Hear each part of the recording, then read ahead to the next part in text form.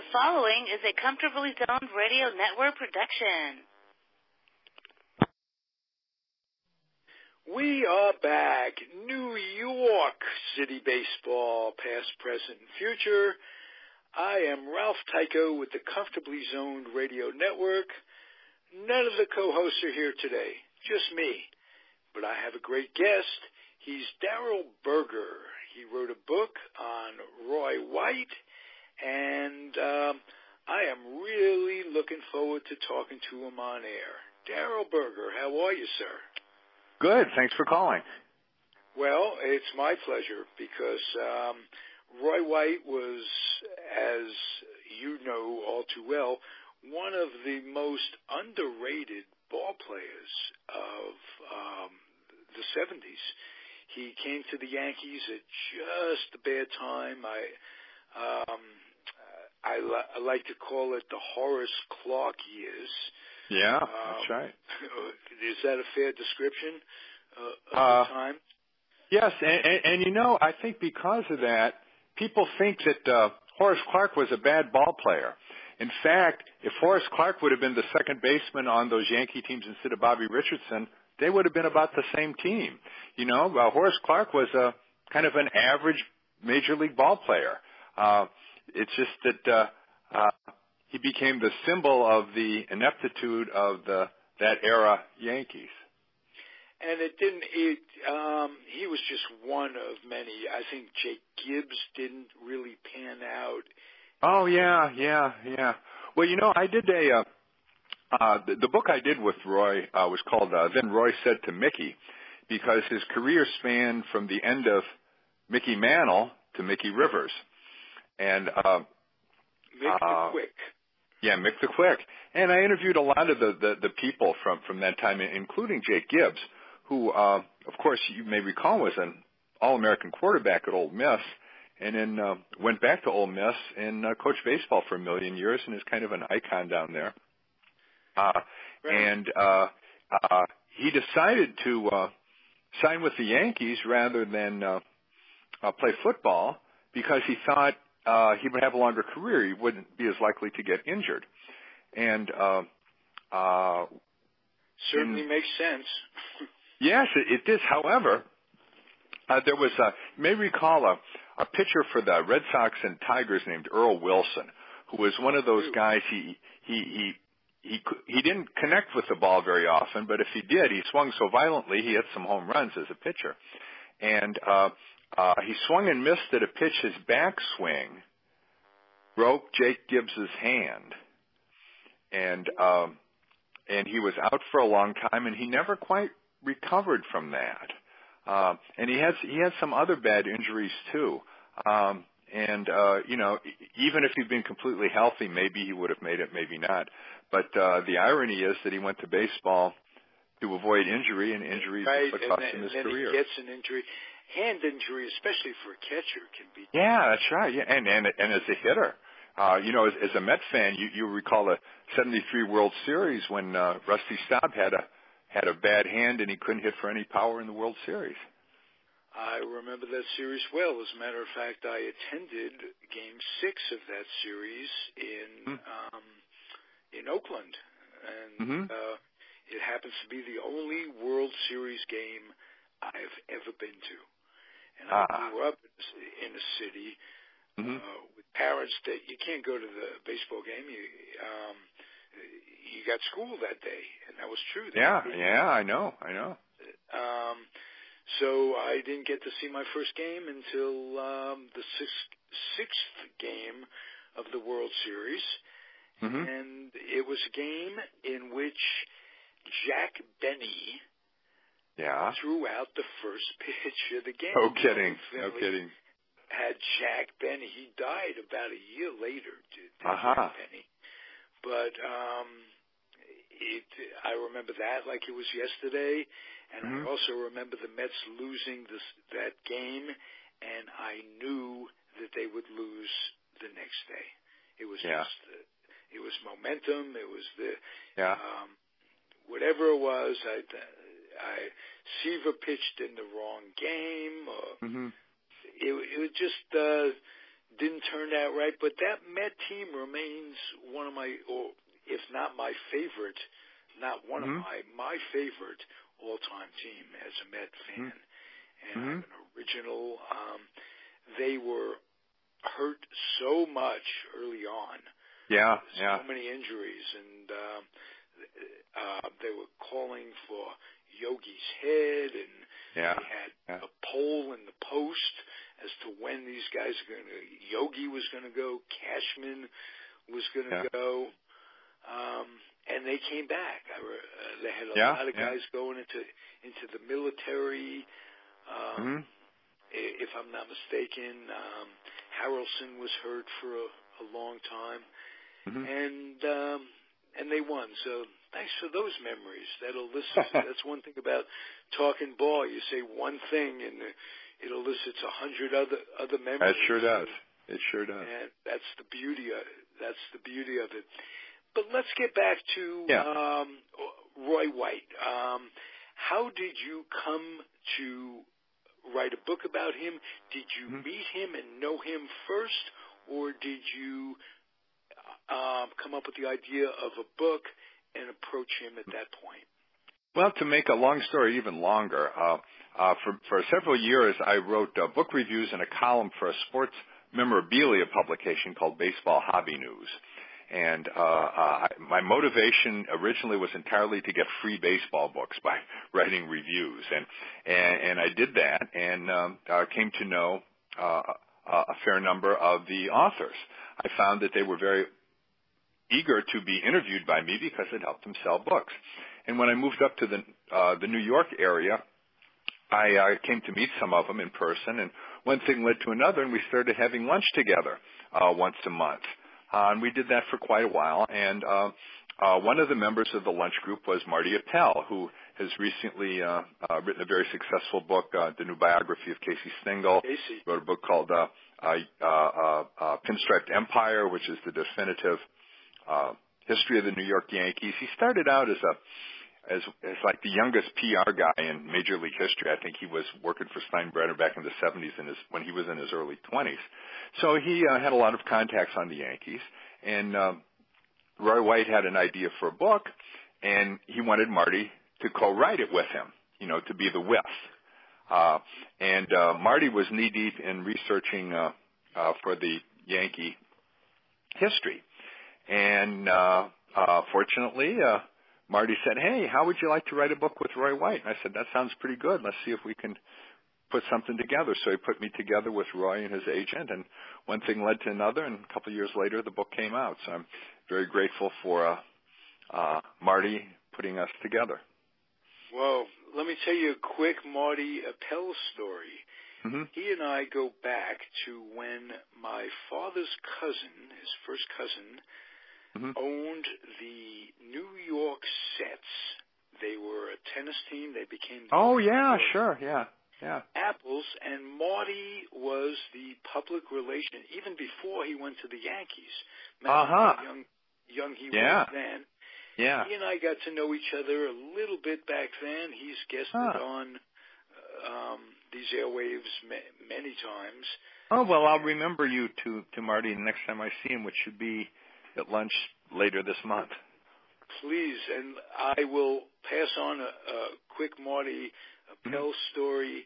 He brought Fritz Peterson on these airwaves, and we talked about the time when Fritz Peterson, it was the end of the old Yankee Stadium, and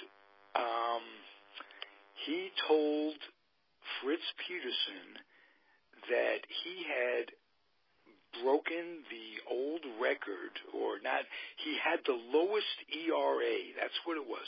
Yeah, that's right. Of any pitcher that ever pitched in the old Yankee Stadium. Yeah, that's right. That's a hell of a calling card right there. And it is. Marty Appel told the story of telling Fritz Peterson that back in those days, giving him the news of that. That's one of those great moments in life for Marty Appel. Marty would answer Mickey Mantle's fan mail. Right.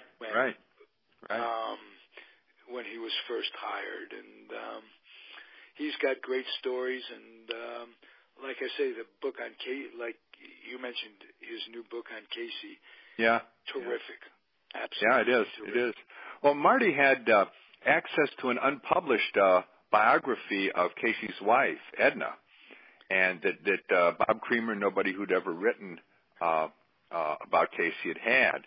So if you've read the book, you see it has a little, it gives a fuller account of Casey as a man, because it had more about his relationship with his wife, his off season, what he did during the times when he wasn't managing, and so forth. And a lot of new material. Plus the fact that the research you can do online is so much, as you know, deeper and easier to get than what Bob Creamer would have been able to do, 25 years ago when he wrote the previous outstanding Absolutely. biography. Casey, yeah. And he, again, had the inside track, having records of communication in the Yankee office, and he puts a lot of those communique between Casey and the Yankees' home office, both when he was playing and when he was coming back for old-timers days and what have you. It really gives an insight to how a man ages and gets older, and the relationship between Edna and Casey was absolutely one of a kind. I put it up there with Rachel Robinson and Jackie Robinson's partnership. Really something special. She was a bright woman. She was something else. And she knew how to handle him, too. He was kind of a carouser in the early days and a partier. And they settled down to have quite a life. And people don't know it, they had children. Their children weren't biological, but they were people like Billy Martin. Yeah, that's right. Whitey Ford. He was very parental, and in his personality, he took care of young players. He invented the instructional league, which brought rookies in to learn before spring training, to learn the Yankee way, instructed by him and his coaches, and quite a guy. We miss Casey Stengel. Yep. The good news is Marty Appel is still with us. Yeah, he sure is. Marty's such a great guy. The better news is that we're still with us. Yes. Well, talking about, I interviewed Fritz Peterson for the book too, and followed up with him and developed a little bit of a friendship, which is easy to do with Fritz because he's a very open-hearted guy. But he said, and I got this over, interviewing with several pitchers. He took something like 125 cortisone shots the last year and a half of his career, trying to stay in uniform. Whoa. You can imagine what the side effects do. We don't hear that about, this guy rehabbed, he did this, that, and the other thing. But the medications of something like cortisone, which is a steroidal derivative, if I'm not mistaken, and the side effects are horrible. And what people will do to keep their careers going, that's a good example. Now, Roy White and Fritz Peterson, in Fritz's book, they came to terms later on, did Roy White and Fritz Peterson, but I think initially Fritz kind of blamed him for playing a really deep left field. And, that's right. Yeah. We naturally we didn't cover this so much, in the book, but Roy played deep and had a weak arm, and that was a bad combination. Right. And it was left field was a horrible place to play. That's right. Yeah, it's the Sun Field, and that's why Gardner plays in left field now. Gardner's an excellent defender, but it's one of the few places where you want to put the better, or at least the faster defender in left field, because there's more ground to cover, and it's more difficult. That's why the Yogi Berra quote, "It gets late early," right, is about left field in Yankee Stadium during the World Series. He played a little left field. He did. He was the regular left fielder in '61, and that Sun Field is what got Norm Seaburn a ticket to Kansas City. He was the Rookie of the Year in 1957, but he misplayed a couple of balls in the World Series in '58, and he was bundled with three other guys to get Roger Maris. And as you may recall, he talks about Kansas City always getting the Yankees always getting the best of Kansas City in that. But Seaburn and Lumpy, who were both traded to Kansas City, I think they were traded together, if I'm not mistaken. No, Lumpy went for Ralph Terry, and Seaburn was packaged with Marv Throneberry, Hank Bauer, and Don Larson but there were so many. I mean, there were so many trades back and forth. But those two guys had pretty good careers with Kansas City. They were very well, the other thing, too, and you find this a lot of times with the haves and have-nots, they did it earlier when the Yankees traded about half a mediocre team to Baltimore to get Turley and Larson, is that what used to be called the second division teams, could be helped by guys like Woody Held and Norm Seaburn. Whereas the Yankees with Triandos and Lou Berberet, slew of other catchers. Yeah, right. Yeah. Shermala, they supplied the American League with. That's right. Yeah. And they were always smart enough to give off their talents to the weakest teams in the league. They weren't going to help the White Sox. They weren't going to help El Lopez. They weren't going to help Cleveland. Yeah. They were throwing players at Washington. I remember who was the outfielder that platooned with Bauer that just had a birthday? Irv Noren. That was one of the few mistakes they made because they traded Jackie Jensen to get Irv Noren. And so if they would have had Jensen in left field with Mantle and Maris, that would have been even better. Though Jensen was finished by then, but he was an MVP in '58 and had several good years for Boston. And he was one of those guys with the same ailment as I have. He was a terrible flyer. Yeah. That ended up, not only did it ruin his career, but it never ruined mine because I never had a career.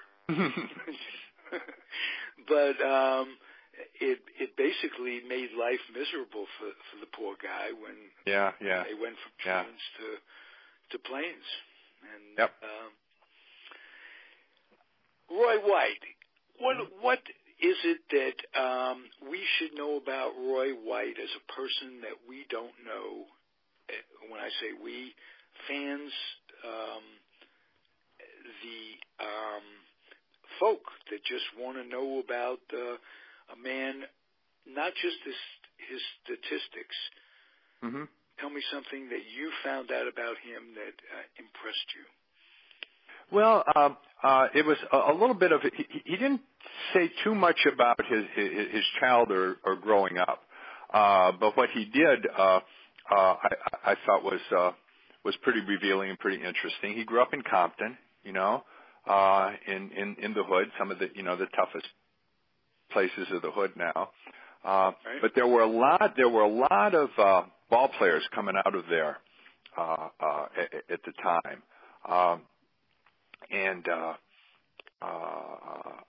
I got in touch with the son of one of the guys that organized the teams in Compton, and it was a fella who owned a dry cleaner in Compton, and probably one of the few people. I think he was black, but I don't know for sure. But certainly one of the few people that owned their own business in Compton, that actually lived in Compton, and he kind of single-handedly ran the kids' baseball program. Raising money for uniforms and organizing it and keeping the fields. And during that time, a lot of people, including Roy White, came to the big leagues.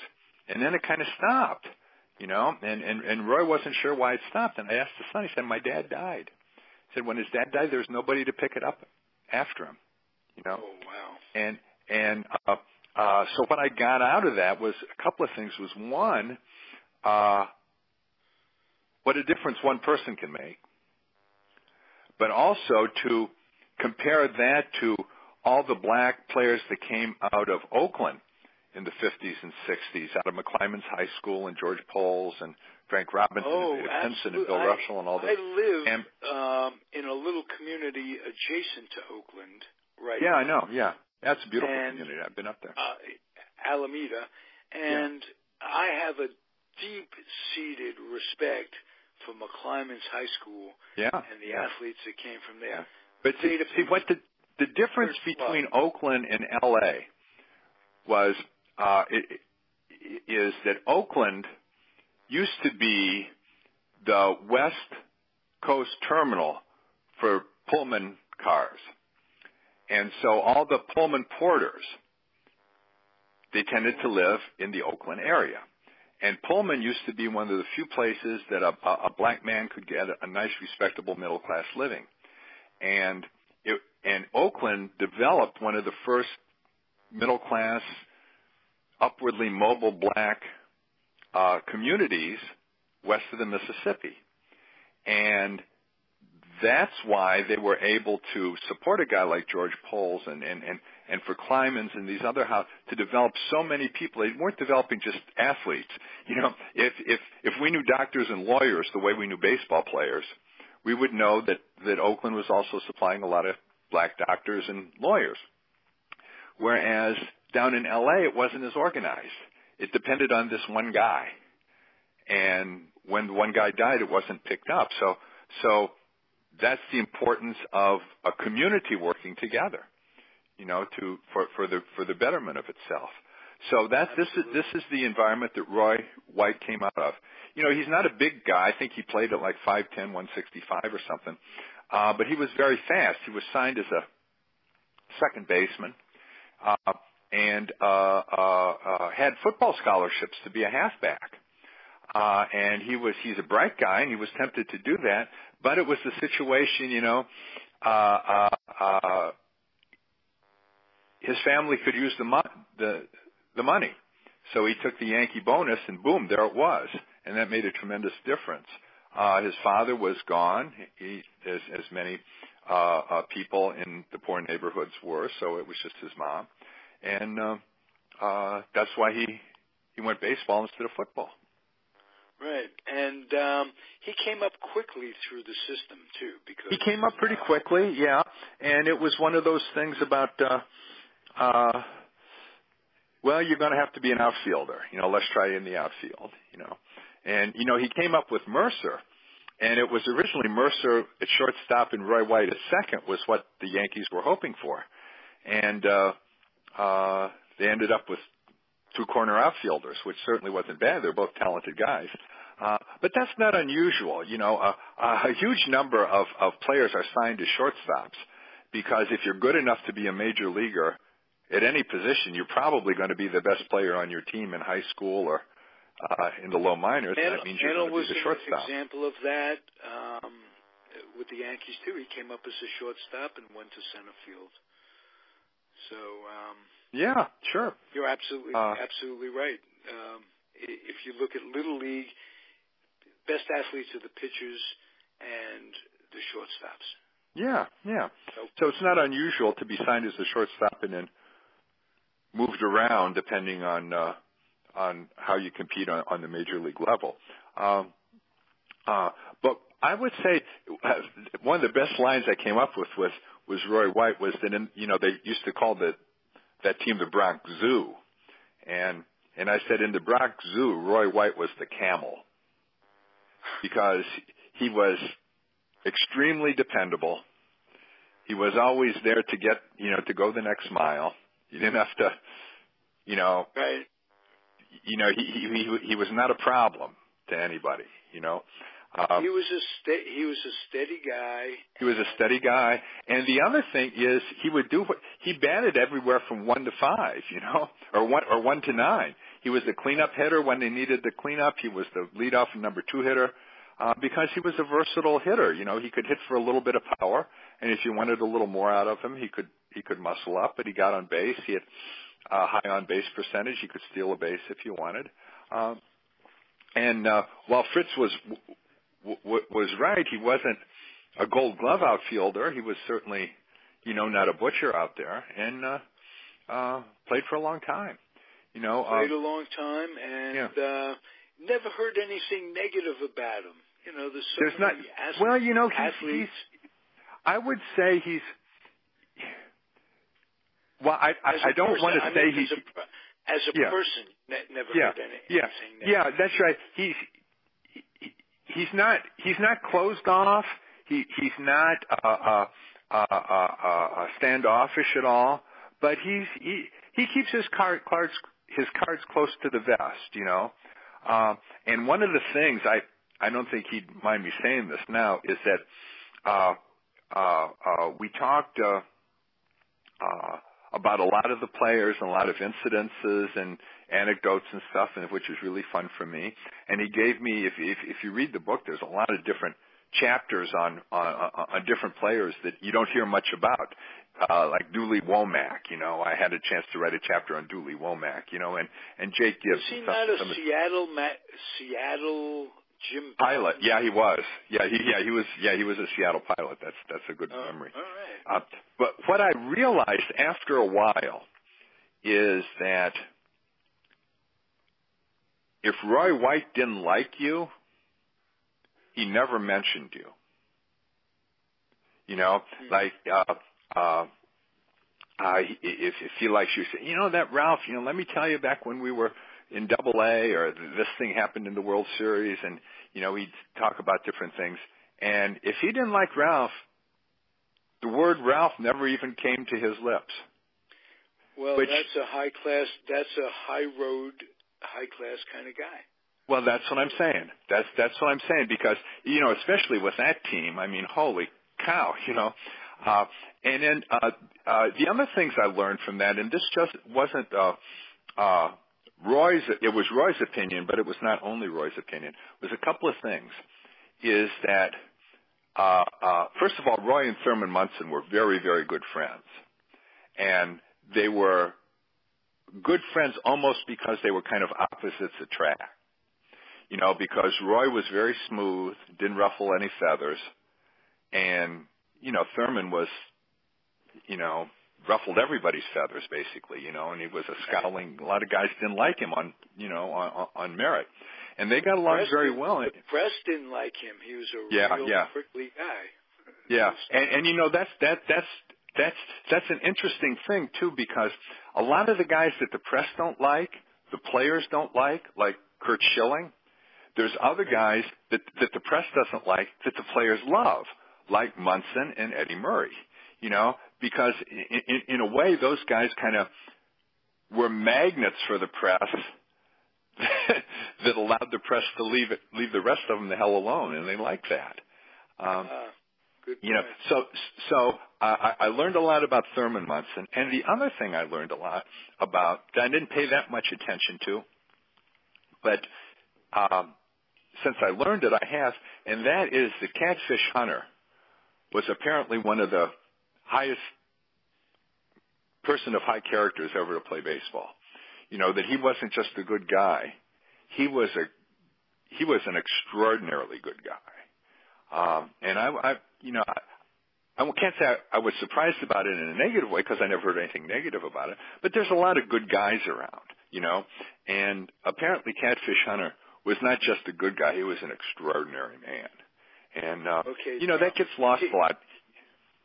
Listen, before I ask you where your book can be found, how you get the book, this, that, and the other thing, I want to ask you about the name that you mentioned, Mickey Rivers.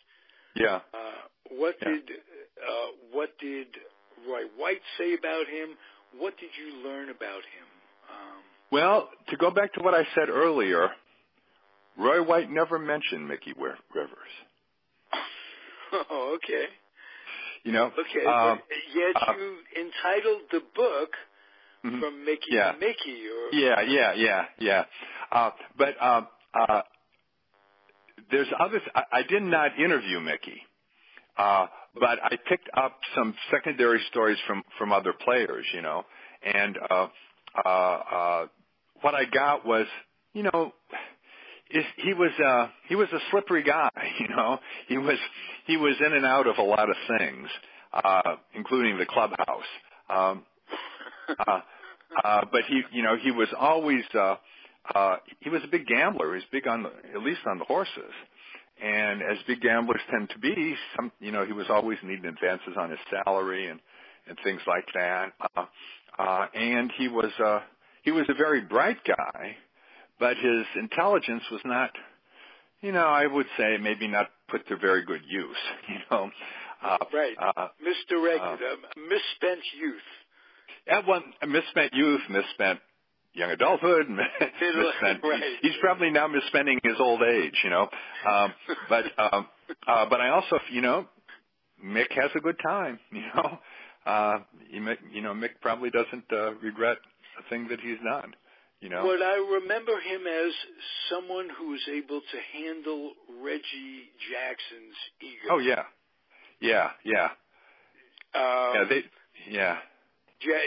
If you have any stories about that, I can remember hearing him in a very humorous light.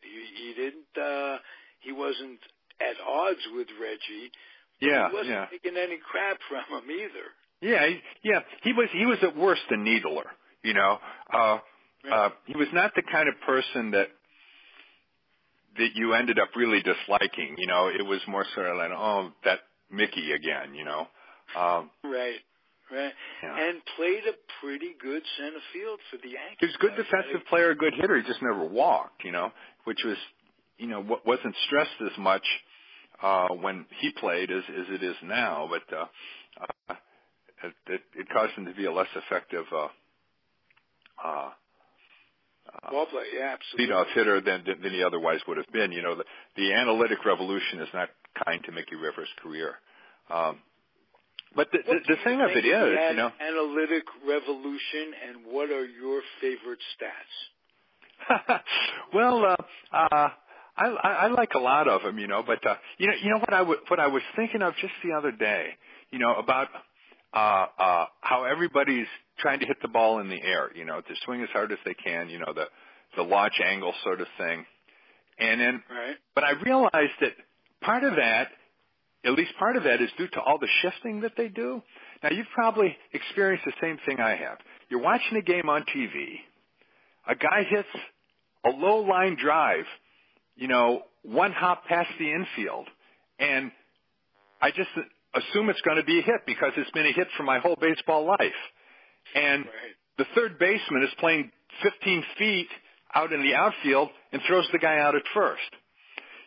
It's really, really hard to get a ground ball for a hit these days.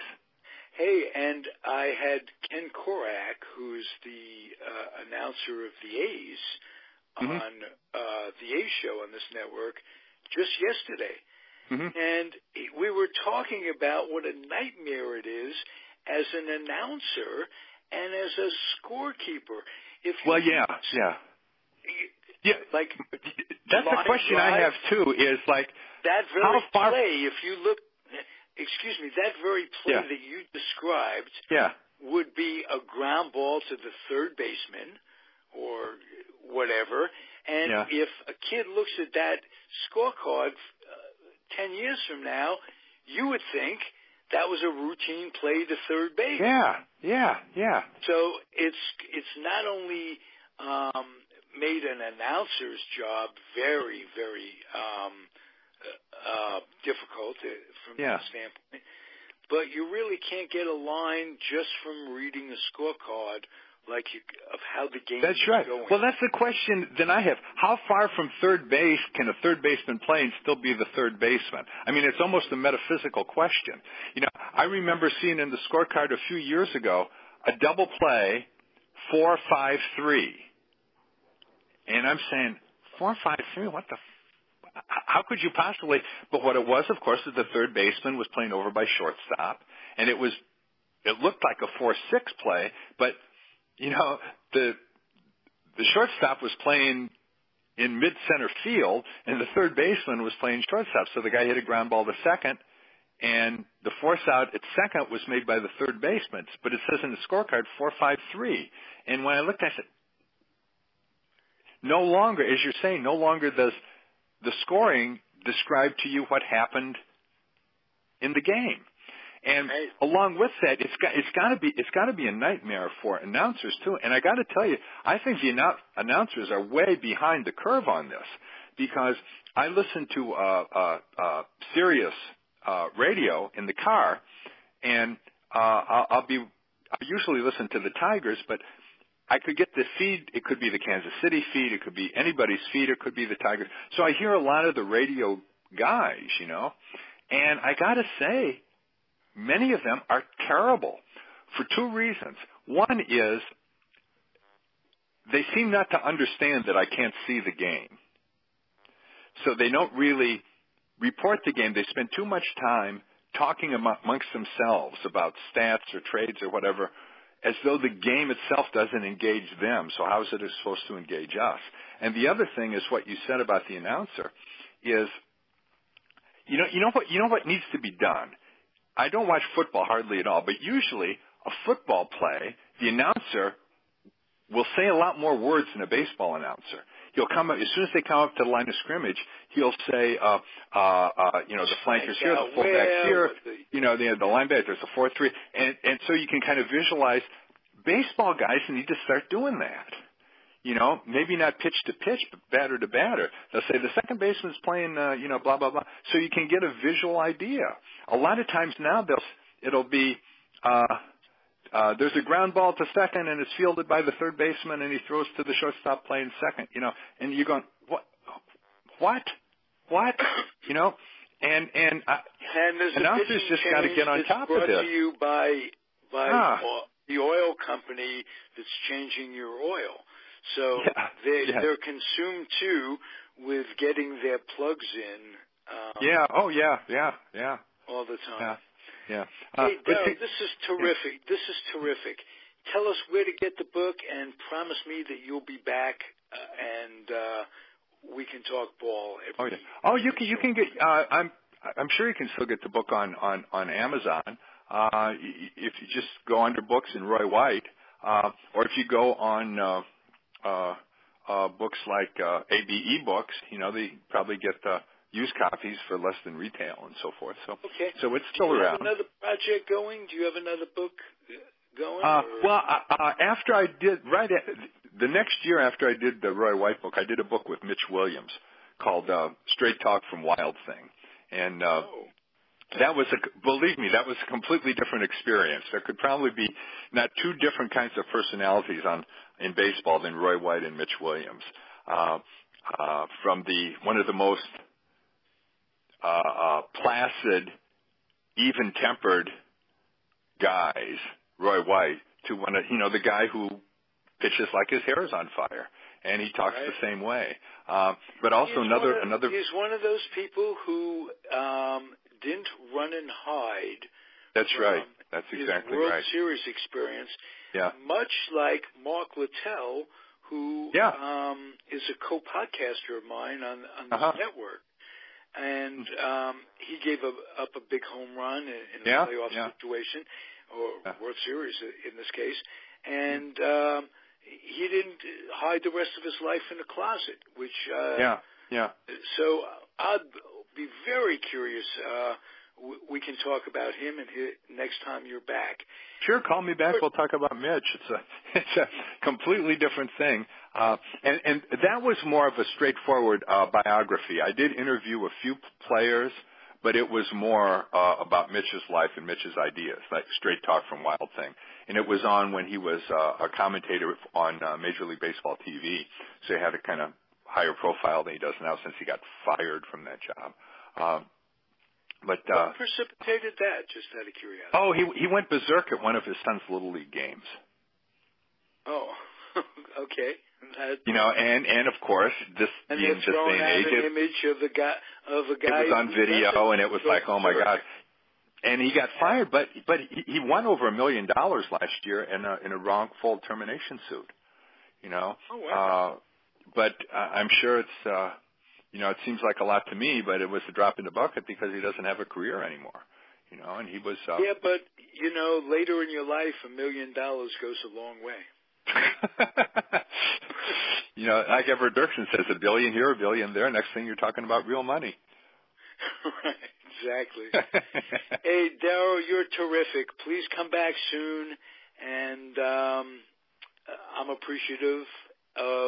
This is a lot of fun for me. You do a great job, and let me know when you want to talk about Mitch or the Tigers or anything else, and we'll set up another time.